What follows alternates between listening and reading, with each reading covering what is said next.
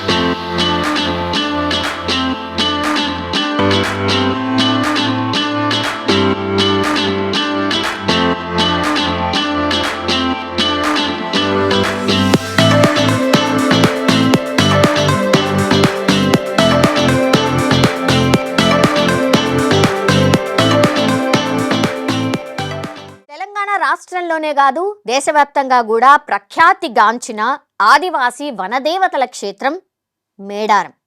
సమ్మక్క సారలమ్మ ఆలయ అభివృద్ధి పనులు ఇప్పుడు చాలా వేగంగా జరుగుతున్నాయి. ప్రతి 2 ఏళ్లకు ఒకసారి జరిగే ఈ మేడారం జాతర కోసం ప్రభుత్వం ఈసారైతే ఆలయాన్ని చాలా ఆధునికంగా అనుకోండి, విశాలంగా అనుకోండి, పునర్నిర్మించే కార్యక్రమం చేపట్టింది. ఇందులో భాగంగానే భక్తుల రద్దీని కూడా దృష్టిలో ఉంచుకొని గద్దెల విస్తరణ కావచ్చు, కొత్త ద్వారాల నిర్మాణం కావచ్చు, మౌలిక సదుపాయాలు కావచ్చు, ఇవన్నీ కూడా పనులు ముమ్మరంగా సాగుతున్నాయి. వనదేవతల మందిరాన్ని నూతన శోభతో తీర్చిదిద్దేందుకు అధికారులు కూడా రాత్రింబవళ్ళు ప్రస్తుతమైతే కృషి చేస్తున్నారు. ఆలయ పునర్నిర్మాణంలో అత్యంత ముఖ్యమైన అంశం ఏంటి అనంటే గ్రానైట్తో గద్దెల విస్తరణ.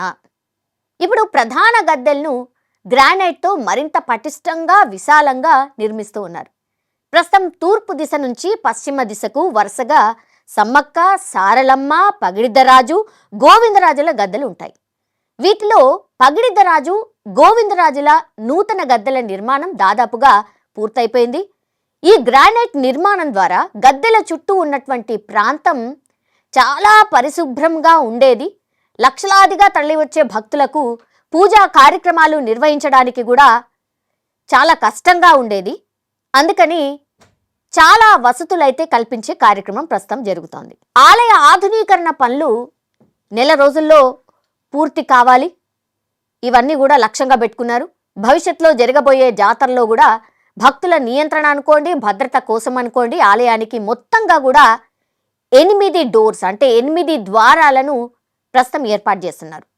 వీటిలో 3 ప్రవేశ ద్వారాలు ఉంటాయి, 3 వెళ్ళిపోయే ద్వారాలు ఉంటాయి, అంటే ఎగ్జిట్ గేట్లు ఉంటాయి. మిగిలిన 2 కూడా అత్యవసరం లేదా ఇతర అవసరాల కోసం ప్రస్తుతం అయితే వినియోగించబోతున్నారు. భక్తులు సులభంగా లోపలికి రావడం కావచ్చు, దర్శనం చేసుకోవడం కావచ్చు, దర్శనం చేసుకున్న తర్వాత బయటికి వెళ్ళేలా కూడా ఈ ద్వారాలను చాలా వ్యూహాత్మకంగా నిర్మించినట్టు కనిపిస్తోంది. ముఖ్యంగా ఈశాన్యం, తూర్పు, ఆగ్నేయం ఈ వైపు ప్రవేశ ద్వారాల నిర్మాణం ఇప్పటికే స్టార్ట్ అయిపోయింది. సో ఈ విధానం వల్ల జాతర సమయంలో తొక్కిసలాట జరగకుండా ప్రమాదాలను నివారించడానికి అండ్ క్యూ లైన్స్లని పూర్తిగా కంట్రోల్ చేయడానికి వీలు కాబోతోంది. అభివృద్ధి పనుల్లో ఇప్పుడు ఈ ద్వారాలను భారీ క్రేన్ల సహాయంతో అయితే గ్రానైట్ ఆర్చ్లను ఏర్పాటు చేస్తున్నారు. నిర్మాణ సౌలభ్యం కోసమే కాకుండా ఆదివాసీ సంస్కృతి సాంప్రదాయాలను ఇది ప్రతిబింబించేలా ప్రస్తుతం అయితే తీర్చిదిద్దుతున్నారు.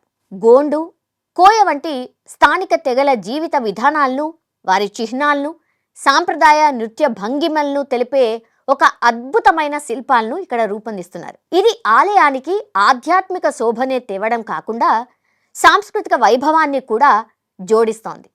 ఈ కళాఖండాలు భక్తులను ఆకట్టుకోవడమే కాకుండా మేడారం చరిత్రను కూడా పర్యాటకులకు తెలియజేసే విధంగా ఉన్నాయి. ఇక గద్దెల విషయానికొస్తే వాటి విస్తరణ, ద్వారాల నిర్మాణం, అట్లాగే జాతర సమయంలో భక్తులకు కల్పించాల్సినటువంటి మౌలిక సదుపాయాలపైన కూడా ప్రభుత్వం పూర్తిగా దృష్టి పెట్టింది.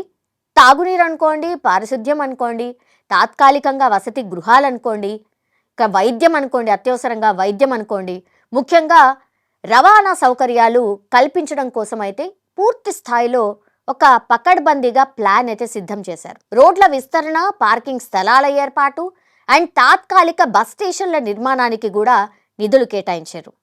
ఈ అభివృద్ధి పనులు రాష్ట్ర ప్రభుత్వం కోట్ల రూపాయలని కేటాయించింది. ఈ నిధులతో అయితే ఆలయ పరిసరాలను పూర్తిగా పరిశుభ్రంగా ఉంచేందుకైతే శాశ్వత ఏర్పాట్లు చేయబోతున్నారు. ఆలయ పునర్నిర్మాణ పనులు ఆల్మోస్ట్ పూర్తి కాబోతున్నాయి.